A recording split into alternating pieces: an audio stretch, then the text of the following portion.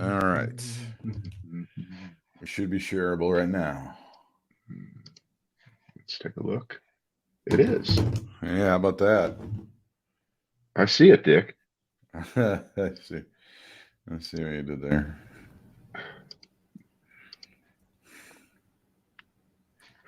All right, here we are. Here we are. I don't think many people are going to bet on the Super Bowl this year because inflation has taken away any money they would have had for gambling.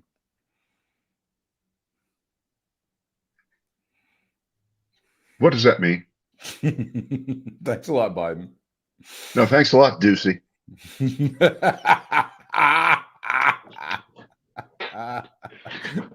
That's unfortunate. Kid's a victim, I think. Oh, God. All right, I'm ready. It is the Brad and Britt cast. For those of you who are counting, it's number 2 for this week. Number 2. Mm-hmm. Thank you very much. So I don't have a big agenda. I'm just thinking about some of the things I've been looking at and reading. And I was on one of these old radio guy threads on Facebook. It's a group. I don't even know what it's called. It's called Old Bitter Radio Guys or something. I'm on like 5 of those. Right. And they put up a picture of Johnny Carson and David Letterman standing there together. And I think somebody put up the video of the last time that you saw Johnny Carson on TV, which is when he came on Letterman's show. Remember that? Sure. And he sat behind. Okay. And the thread is followed by all these comments. And of course, because of the name of the site, it's, Old Bitter Radio. It's David Letterman you can't even talk about it. Johnny Carson was he could fucking interview. David Letterman could block and out of left field, like they're just attacking Letterman. Okay. Right. So I had to come on, and I have not looked because I did this a couple of hours. I said, what is this about the hate for David Letterman? What is that all about now? I mean, there is room for these two guys, I think, in the history of television, comedy, and Johnny Carson. No, but David Letterman would be the first person to tell you who the king is. It's Johnny. Yeah. It's just not an argument. So what are you doing? What are you guys doing? I said, if you cannot accept the fact that, okay, Johnny's the king, and then David Letterman, who grew up obviously idolizing Johnny Carson, took the late night genre and tweaked it and changed it and turned it upside down and did nutty, crazy, wonderful things with it, which of course inform everything that you see by everybody since then. If you can't accept that for what it is, just get out of my face, get out of my space. What the hell is wrong with you? What is that? Can there only be? Is this going to be now? You can only talk about Tom Brady as a great quarterback. Nobody, don't even talk about. Nobody else has ever even played the position except for Tom Brady. Is that where that's going to go to? Well, it's LeBron James and Michael Jordan, right? You can't have both of them be considered. It's got to be one. It's got to be one. It's got to be one. And by and the other one has to suck. Don't forget that that's the other part of it. It's like the one guy's great and the other guy sucks. So, and if you think this one guy isn't great, then you suck. And yeah, that's kind of how it is. That's kind of how it is. But that has nothing to do with anything. But that's just what was banging around in what's left of my head this day. What about you? Well, I guess we can get into the the hot mic moment of the day. Peter Doocy being called a stupid son of a bitch by Joe Biden, and then Joe Biden calling him up afterwards. Hey, don't take it personal, pal. Was it? Would you consider that an apology? What Joe Biden did to Peter Doocy afterwards? Yeah. Well, look. Should Joe Biden have said that, except maybe in the bathroom with the door closed where no one could hear it? Okay. The answer is no, he should know better. But we're way past every person should realize the mic is always on. We're past that. We know that. Okay. That being said, number one, of course, it's factually true. He is a stupid son of a bitch. No, he's not. Here's the problem with that is when you call somebody a son of a bitch, that sort of puts the onus of the blame on the mother, and I think we all know the father is the problem. Well, I don't think people think of that as an attack on someone's mother. You're talking literally, yeah. If you're not literally a son, yeah, it's the dad who really is the issue in that family. I think we can all agree on that. Of course, that's what it is. That being said, I don't want to play the whataboutism game, which means I'm about to play the whataboutism game, and it's being played. And it actually kind of should be, except now you're stop bringing up other things. This is blah blah blah. This is the end of the world. This is so unpresidential. This is worse than the tan suit. This is worse than Biden saying to Barack Obama after the Affordable Care Act passed in his ear that everybody could see that this is a big fucking thing. This is the worst thing ever. And you complain about Donald Trump saying the press is the enemy of the people. Well, look at this. Look at what Joe. And the answer is no, it's not. He shouldn't have said it. But the argument and discussion changes because Joe Biden, within an hour, called Ducey up. Ducey took the call in good humor and in good spirits, and off they went, and I believe the exchange even included Joe Biden saying back to Ducey, who said to him, I'm going to keep asking you these questions that no one else will ask. And Biden said, that's your job. That's what you've got to do. Now, just think of that. Think of the relationship there, not only to Ducey by the president, who's the White House correspondent for Fox, and therefore Fox in general, versus what Trump tried to do to CNN, to MSNBC, to NBC, to CBS, to ABC, the New York Times, the Washington Post, on and on and on it goes. We need to open up the libel laws. So again, it's nothing. It's all we've got, and it should pass. But as you well know, this is probably about a 10-day story over on Fox. At least 10, right? But it becomes like, you can play this either way. You can play this with it's the exact same. Trump and Biden are the same person. Trump cussed out the press, and now Biden cussed out, and it's the exact same thing. Right. Yeah, or it's 10 times worse. Unfortunately, on Fox and Friends, they've already said, it was good. He's fine. It's a good sign that he called him up and apologized. So we don't really have a problem with it. So Fox and Friends is already pissing them off. Now, over at our Twitter account, at Brad and Britt, you should be following us at Brad and Britt. We had a poll. After calling Peter Ducey a stupid son of a bitch, how many points will Biden's approval rating go up? We had 3 choices, 3 points, 4 points, or 5 or more.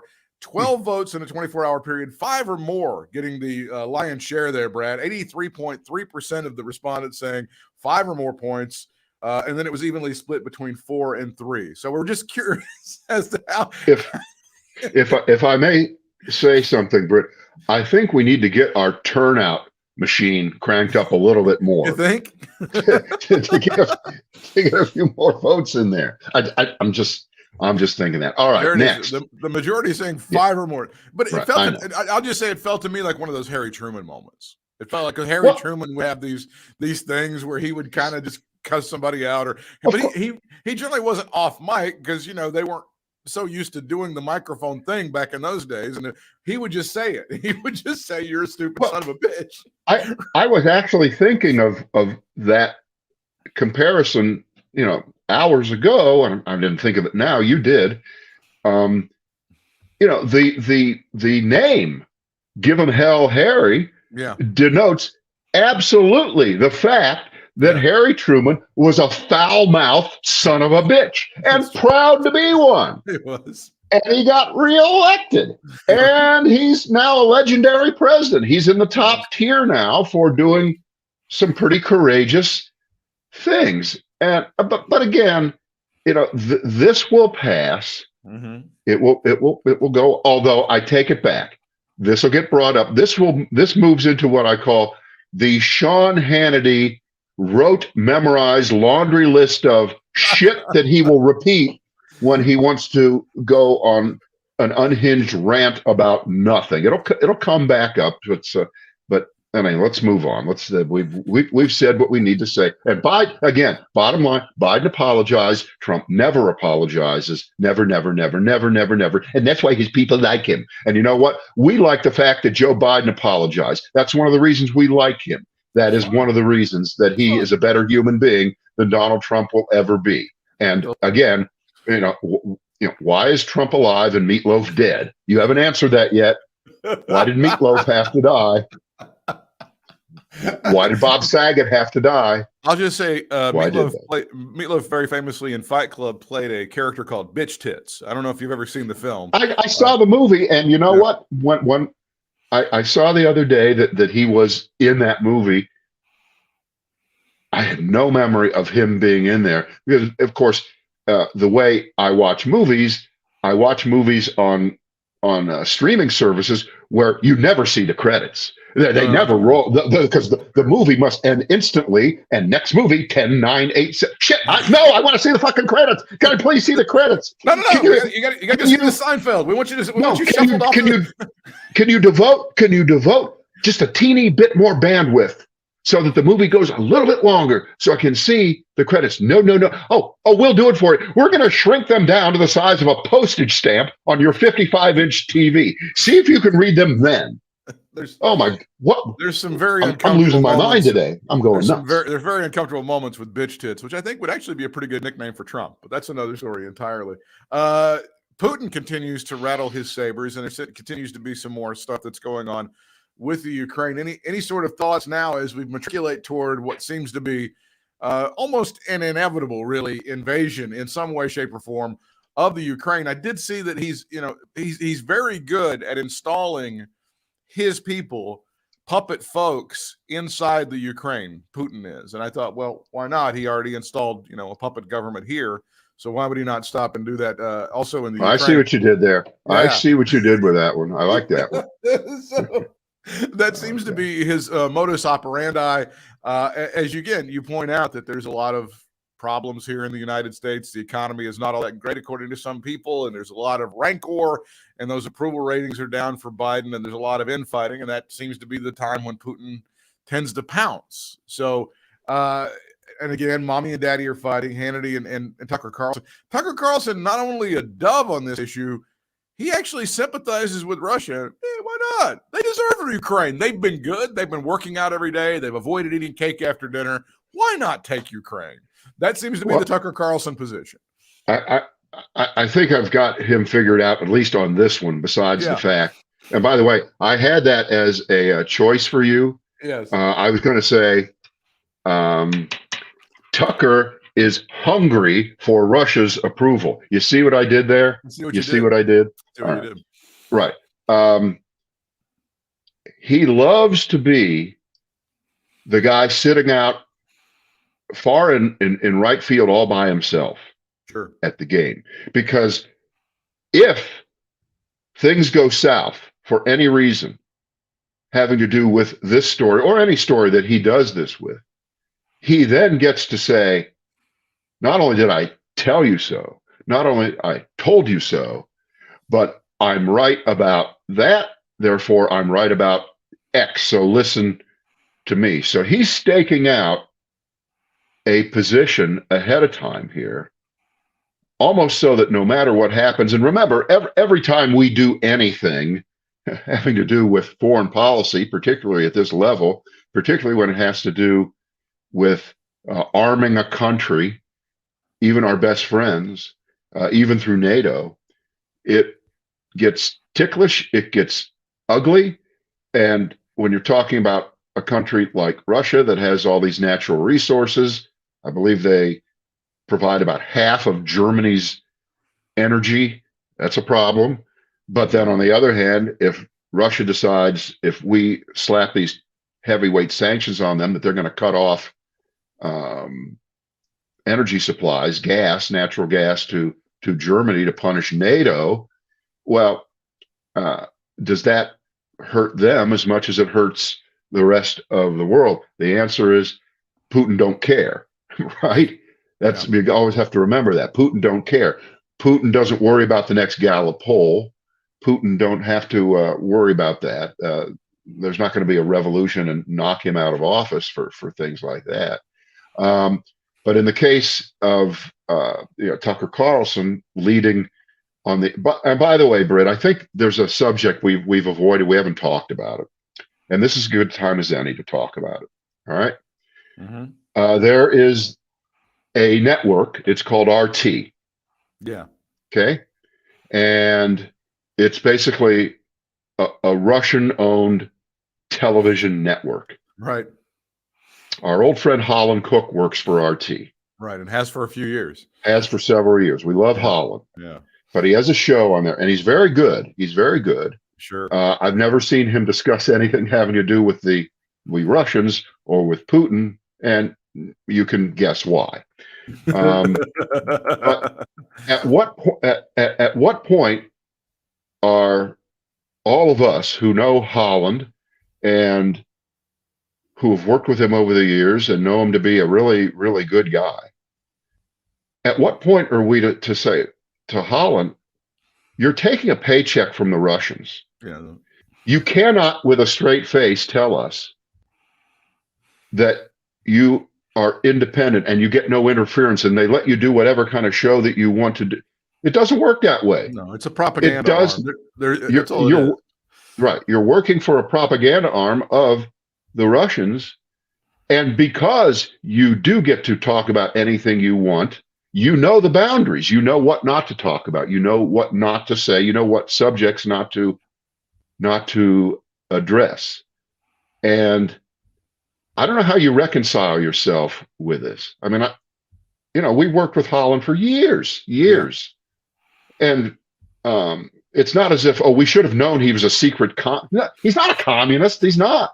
No. I mean, Larry King took a paycheck from these people for a while. A lot of people have come and gone through that portal the last 10, 15 years, but they still remain available. You certainly can watch it online. You can see the videos.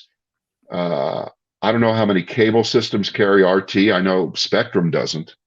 But then I have not looked on Roku, my Roku thing, which has every network on Earth, that I haven't noticed whether they carry RT or not. And I'm not worried that whatever RT would put out with their tiny audience in the United States, they're going to sway foreign policy or get all of us to take the side of the Russians against Ukraine. I'm not worried about that. I'm just a little bit concerned that our friend Holland is, if he was able to justify this 3 years ago, 4 years ago, 5 years ago, and he really couldn't even then. I don't think anybody brought it up. I've never seen anybody confront him. I've never seen comments on his Facebook page. Holland, what the fuck are you doing with RT? But maybe it's about time that we start asking. There you go. Maybe so. As we ramp up for war, there's the. Let me show you what the website looks like at RT. Some of the things that they're posting right now, as far as the ramp up for war. U.S. says it will refuse all security concessions proposed by Russia. NATO says it's going to get the fuck out of Dodge. No talks with terrorists. This is all definitely pro-Putin stuff that you would see on their website. I don't think there's any question this is propaganda bullshit. All right, now let's carry it back to Tucker Carlson. Tucker Carlson. He is taking that point of view. He's saying to his audience, considerable as it is, what's our beef with the Russians? What's the big deal? And what the hell do we care about Ukraine? That's interesting. What's up with that? Why would we bother? Why would we bother with Ukraine? And if that doesn't get your attention, well then nothing will, because it's just you're either in NATO, which is all these Western countries that say we're all for one and one for all, and if somebody gets attacked, we get attacked. And what side are you on? I guess that's the question. You do have to take a side here. Now, you can argue with the actual foreign policy. You can say, well, maybe sending some troops to show strength right now is not an answer. Maybe it's an unnecessary elevation, but you have to stand up to Putin. Which is it? If he doesn't stand up to Putin, then he's a puss, right, Biden? If he does, then he's a warmonger. I mean, have we been down this road before? Of course Many we times, have. many times. Of course we have. And in the case of Tucker Carlson, we have Congressman Tom Malinowski of New Jersey, been in office a couple of terms, pretty good guy, he's a Democrat. He tweeted out that, quote, "My office is now getting calls from folks who say they watch Tucker Carlson and they're upset that we're not siding with Russia in its threats to invade Ukraine and want me to support Russia's, quote, unquote, reasonable positions." So that's where it is. The movement has started. That's amazing. Yeah. That's amazing. I mean, you can imagine, like, if there would have been a Tucker Carlson or a Fox News after World War II, well, yeah, sure. The Russians should be able to get Czechoslovakia and Romania and anywhere else they want. They should be able to roll into Poland. What's the problem? Well, we kind of let them, but that's a different discussion. Yeah, but we bitched about it. Didn't stop them. We were like, well, if they want the rest of Germany, why don't we let them take it? I don't understand. Why do well, I mean, there were agreements after the war as to who got what and all that, but that's different. That's then.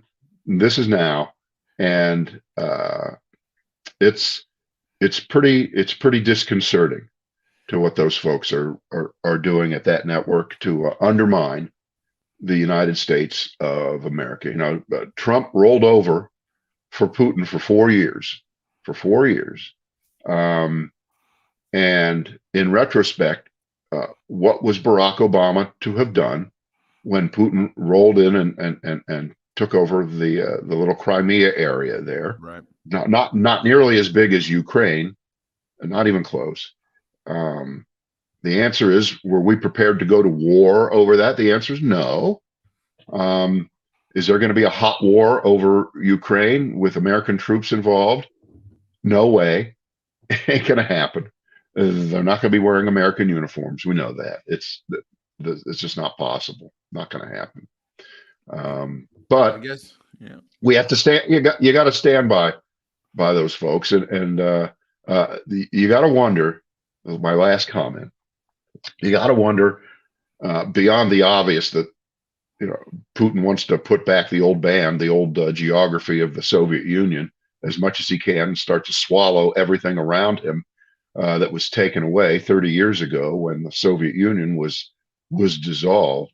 But you got to wonder how much, in terms of just Ukraine, is involved with the fact that the president, Zelensky, resisted efforts by Trump and his acolytes to get him to hold a fake press conference to attack Joe Biden and undermine his candidacy, because Trump, as annoying as he is, was correct that Joe Biden was perceived as the only threat that could beat him in the election of 2020. And he spotted that, a year or so before, tried to take action. Zelensky wouldn't play ball. There was no press conference, and Biden's candidacy wasn't damaged. And who knows if it actually would have been? Who would, if we would have bought into whatever they were saying over there? It seems kind of clumsy now, even if it would have happened. But that Putin is now going to get his pound of flesh against Ukraine, not only for all the other more important reasons, but just for that nitpicky little personal beef he has with President Zelensky. Yeah, it's kind of weird to have a guy in charge of a country who just bases things off personal beefs, isn't it? That's odd. What would that be like? I don't know. One day we may find out.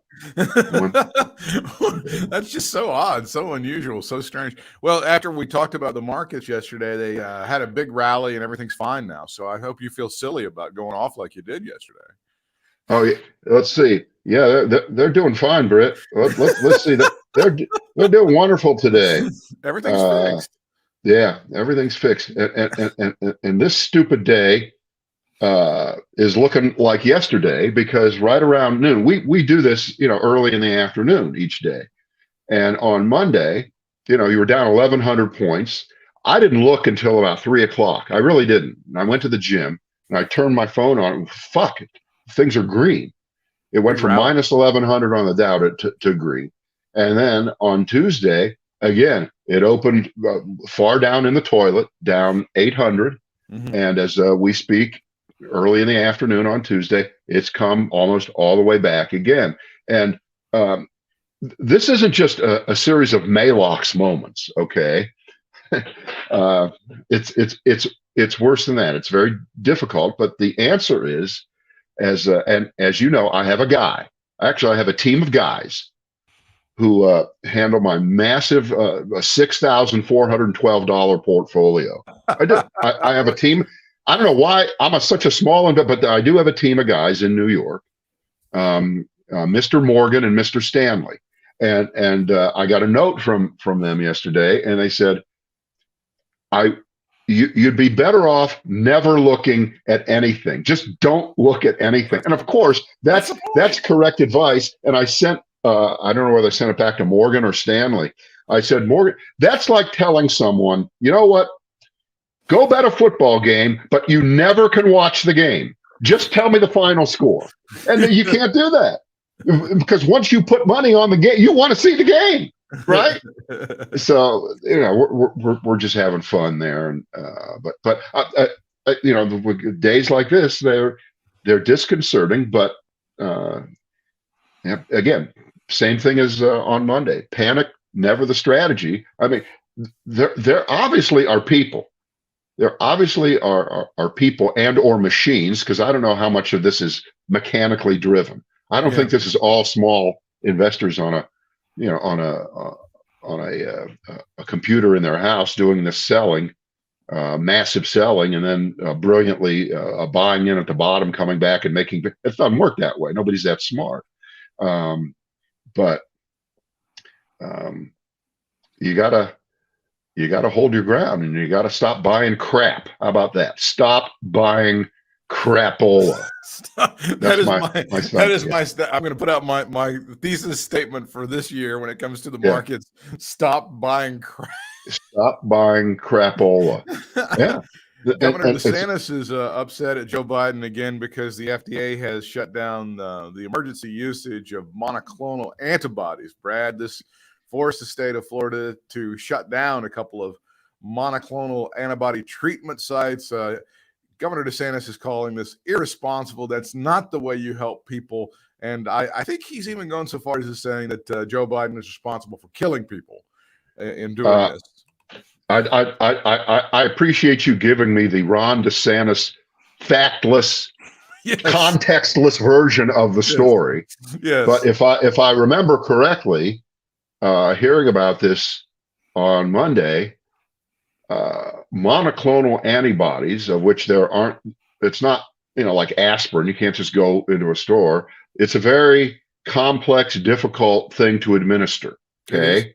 And it apparently does not work against the Omicron version of the virus. So therefore, yes, it makes complete sense to say, one, we're not going to bend over backwards to administer something that doesn't work, because most of the people who are demanding this are fucking assholes who aren't vaccinated, who are on that other end of the spectrum of humanity that say, I'm not going to get vaccinated. Why should I get vaccinated? Because they've got treatments like this one, like the one they gave Trump, which, you know, that may as well have been 50 years ago in terms of the advancement of what we know. Plus, Trump had a different virus than you do. And so therefore, as always, Ron DeSantis is full of shit. Fuck him. And that's not even the worst Ron DeSantis story of the day. Yeah. Okay. There's way worse than that shit. Okay. Right. He's in Florida, they've got this horseshit piece of legislation. Okay.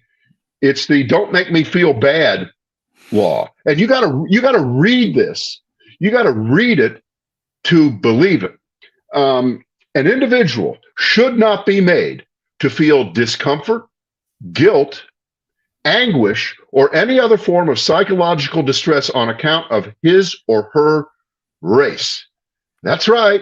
Wow. That's right. That's a snowflake law almost. Yeah. Among other things, it cites two prime examples of things that should not happen in schools: denial or minimization of the Holocaust, and the teaching of critical race theory, because they are the same thing, It's the same as thing. you know. It Absolutely. is exactly the same thing. Because remember, teaching that there is some level of racism embedded all through American society, it may not be conscious. I mean, you could see a story like I saw today that still to this moment, Black people are denied mortgages at a rate about double that of white people. And if you say that that's part of racism that's embedded into American society, you may be breaking the law. You may be breaking the law down there in Florida. And that is exactly the same as saying 6 million Jews killed by Hitler. It's the same thing. It's the same thing. So that's Florida. That's Florida. And when you actually read the legislation, it's even worse than that. There's a bunch of other aspects to this. It's just dreadful. Because just think about what you learn in history. Most of what you learn in history, if you want to think about it, can make you uncomfortable. Okay. It should. I'll tell you what, it's uncomfortable to learn that Abe Lincoln was assassinated. It is. Yeah, it is by a Confederate sympathizer. It is. That's I don't like to hear that. Yeah, I don't like to hear. I don't like to hear that. I mean, you can decide that anything makes you feel uncomfortable. So this is a part of the story. A recent Zillow analysis shows that 20% of Black applicants just in North Carolina were denied mortgages in 2020 compared to 10.9% of white potential buyers. I believe that's about double the rate, Brad. But thank you for correcting me. It's not quite double, but it's damn close. Pretty close. Nationwide, the gap is growing. Black applicants in the U.S. denied at an 84% higher rate than white applicants in 2020. That's the most recent data available. That is a 10% increase over 2019. So it is getting worse, not better, according to these statistics. One of the things that you missed on the Ron DeSantis story when it comes to Regeneron is that his perhaps financial exposure to the success of Regeneron. You did leave that particular part out of that as well. Tell me about that, because there's been a lot of speculation that perhaps he makes money off of that entire deal, and that he may be an investor, and that there may be something going into his pocket personally. DeSantis? Yeah, that's been well founded and well reported over. No, I'm sorry. These are the kind of attacks I just can't stand by. That makes me feel uncomfortable. The other part about the monoclonal antibodies, which is seen as this great Hail Mary among people who don't want to get the vaccine for whatever fucking reason, is if you don't get the monoclonal antibodies very early into your sickness, into being infected, then it's no good. It's no bueno. So if you're on your deathbed, can't breathe, and you have to have somebody take you through the site, and you have to recline in your, Jeep Cherokee, at that point, it's too fucking late. So, I have to pick a Jeep Cherokee. Right? Why can't it be a Toyota RAV4? Come on. What are you doing? Did you see that Toyota outsold the GM vehicles for the first time last year in the United States? They sold more vehicles. Yeah, you saw that was a big deal. That was for the first time the Toyota folks, and by the way, they're coming to North Carolina. They're coming to our backyard, Brad. They're going to be right here. They're now not if I can help it. That makes no sense. So DeSantis has been going through this, and it hasn't been reported a lot nationally because, of course, it's not as big a deal as Joe Biden getting his butt kicked 6 ways till Sunday.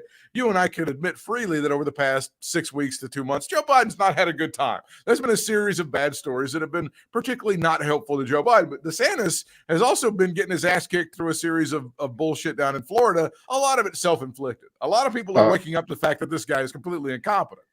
Right. Well, I if I can just change the location just a little bit, but stay within the same conference. Surely. And move up to Virginia.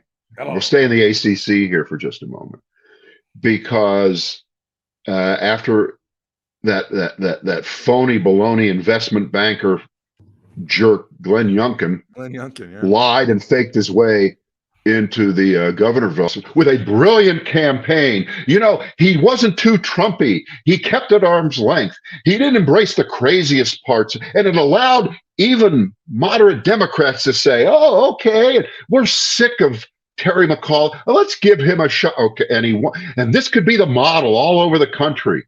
Not to attack Donald Trump, but just stay at arm's length from him. You don't have to have him come in and campaign for you. And Youngkin's, he's going to be a reasonable one. How many times has that football been yanked away? Every time a Republican gets elected to office under the guise of they're not one of the crazies, and once they take off, and by the way, starting with Trump, right? Yeah, because so story number one with Youngkin this week, and at the University of Virginia, they have someone who is their general counsel, their like lead lawyer, their number one guy who defends the University of Virginia, and I think he even defends the whole University of Virginia system.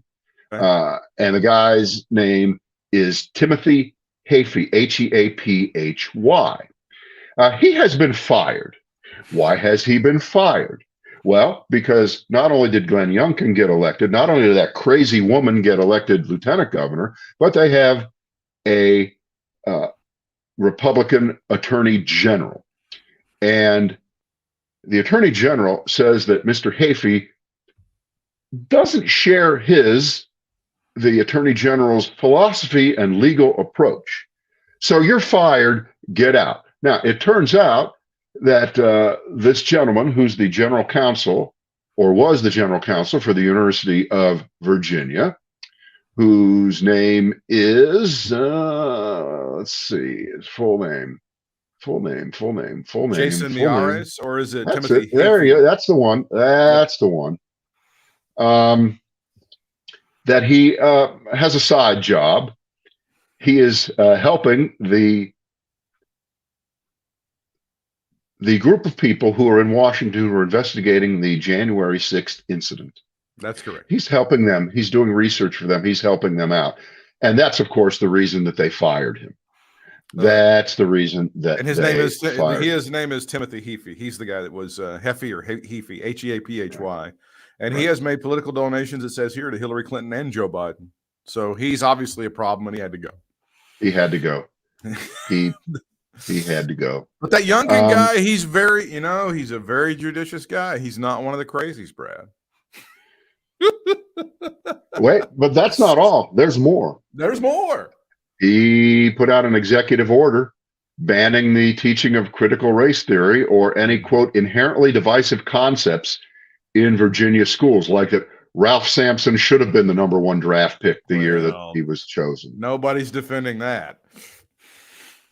That's a divisive concept, right?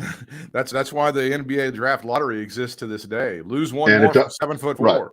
And of course, it just doesn't matter how many times you add on to a story like this with nobody's teaching critical race theory. No public schools are teaching. It doesn't matter. It doesn't matter. It's more important that you show your colors and show that you are standing up to something that really isn't being taught, that people think is being taught, that they don't even know what it is, because it's the culture war. But critical race theory, of course, now expands because it really doesn't have a definition, right? It doesn't have one that makes any sense.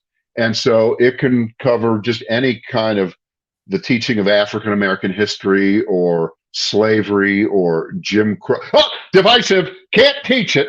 You can see where this is all going. You can feel it. It's a coming. It's a coming. This is part of the story that's in the Washington Post. Governor Glenn Youngkin Monday invoked the biblical call to love your neighbor, Brad, as school systems around the state struggled with strong reactions to his ban on local mask mandates. But the Republican also fanned the flames of partisan division in the face of court challenges and protests. School districts resisting his ban, quote, aren't recognizing the rights of parents today, Youngkin told conservative radio host John Fredericks. Yeah, this is just, he's all in. He's all in. He's as bad as the rest of them. They can't, the only two Republican governors that come to mind that don't play that game at any level that I know of are Larry Hogan in Maryland. And Charlie, whatever the fuck his name is, in Massachusetts. Okay, well, DeWine's also kind of DeWine is a little bit too cute by half. He seems that way. No. And when you look at DeWine's resume before he became, believe me, he was on the team. I mean, he's a smart politician, Mm-hmm. and he does get some shit done to his credit.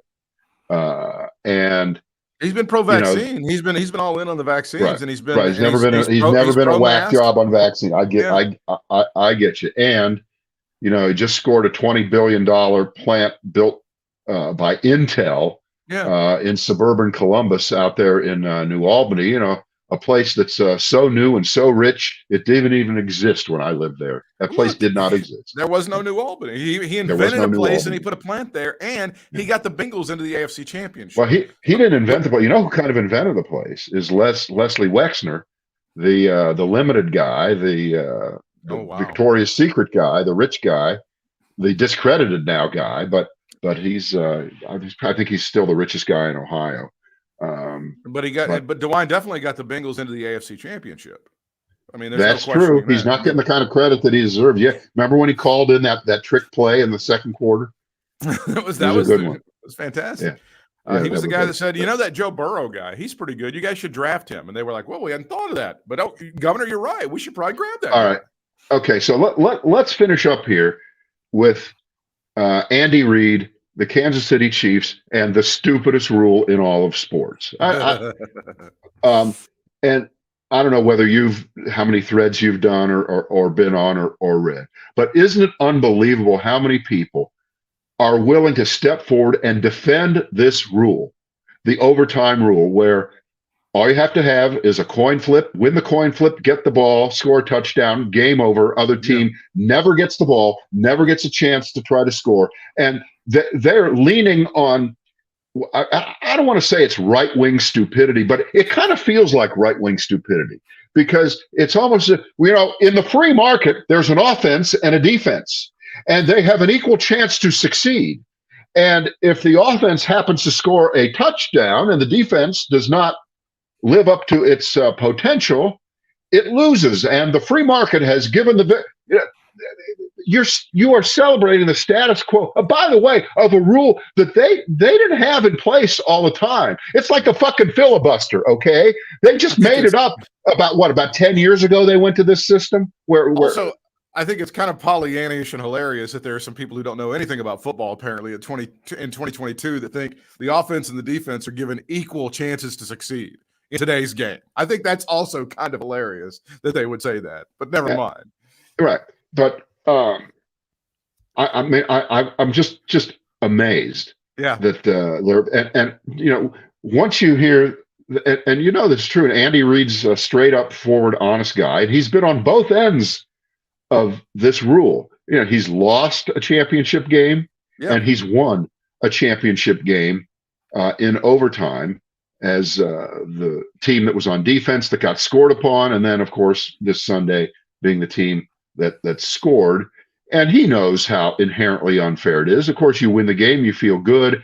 And I don't hear the Buffalo Bills. I haven't seen anything about them bitching about it. They don't have to. It's self-evident that it's just a dopey idea. It's just horrible. It ruins in one way the 60 minutes of effort that went in to producing a tie. I mean, I think they're wasting our time. I think they may as well just go for a coin flip and let it sit at whoever wins the coin flip. Why bother with wasting more energy and risking injury?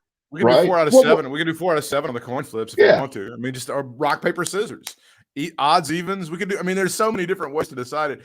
I think Andy Reid is saying what a lot of people are saying, give each offense an opportunity to possess the ball. Yeah. That's not hard. That's not tough. Again, the genius billionaires that run this league and hire people like Urban Meyer to be their coach. They should be able to figure out fairly easily how to make that happen, I would think. I should have checked this. Isn't that the college overtime? A little bit. Don't they do that in college? Yeah, it becomes almost like a football game in college with the top of the inning and bottom of the inning. The one team gets to have it, and then the next one gets to have it.